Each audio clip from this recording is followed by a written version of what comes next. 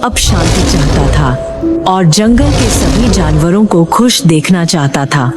जानवर लड़ते रहे एक दूसरे से और मैं उनका आनंद उठा हूँ। भेड़िया। एक बार की बात है, एक घने जंगल में एक चालाक भेड़िया रहता था। वह दूसरों को लड़वा कर मजा लेता था।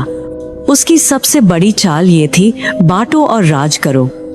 उसी जंगल में एक मासूम बकरी भी रहती थी जो अपने बच्चों के साथ शांतिपूर्वक जीवन जीती थी।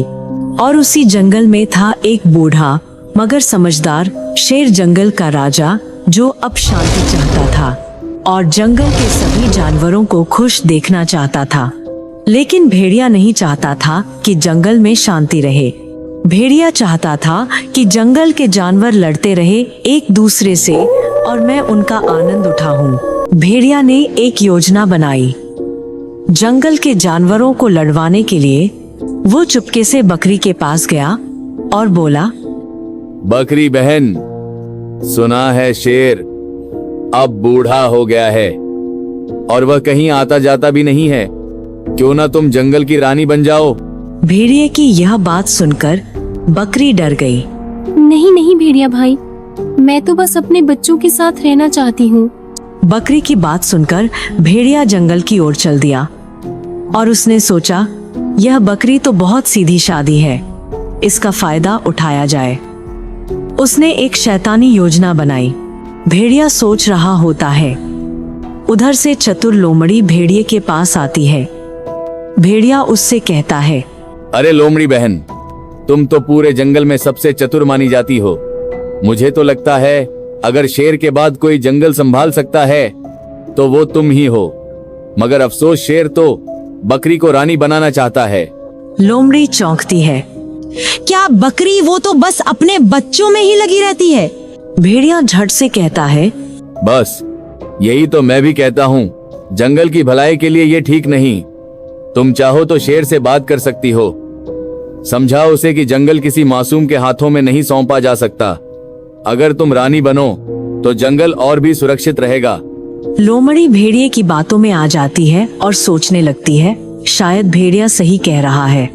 अब वह सीधा शेर के पास जाती है और कहती है, महाराज, मैं ये सुनकर परेशान हूँ कि आप जंगल की सुरक्षा किसी ऐसी बकरी को सौंपना चाहते हैं जो बस अपने बच्चों की चिंता करती है।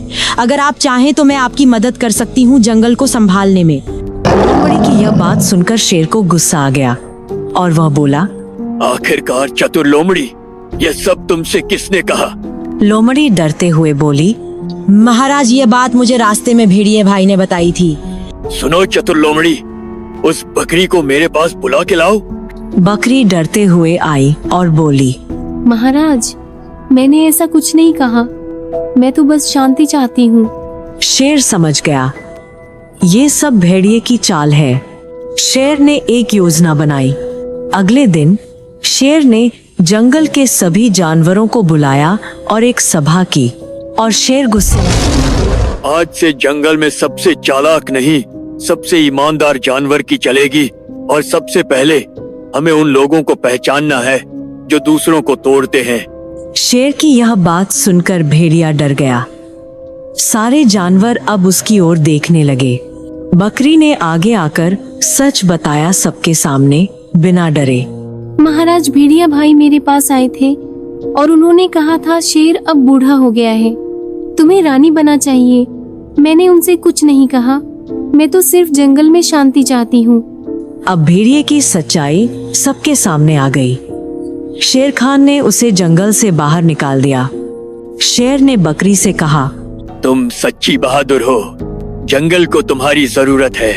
अब बकरी को सब सम्मान देने लगे और जंगल में फिर से शांति लौट आई। सीख, सच्चाई और ईमानदारी किसी भी चालाकी पर भारी होती है। जो दूसरों को तोड़ते हैं वो खुद ही टूट जाते हैं।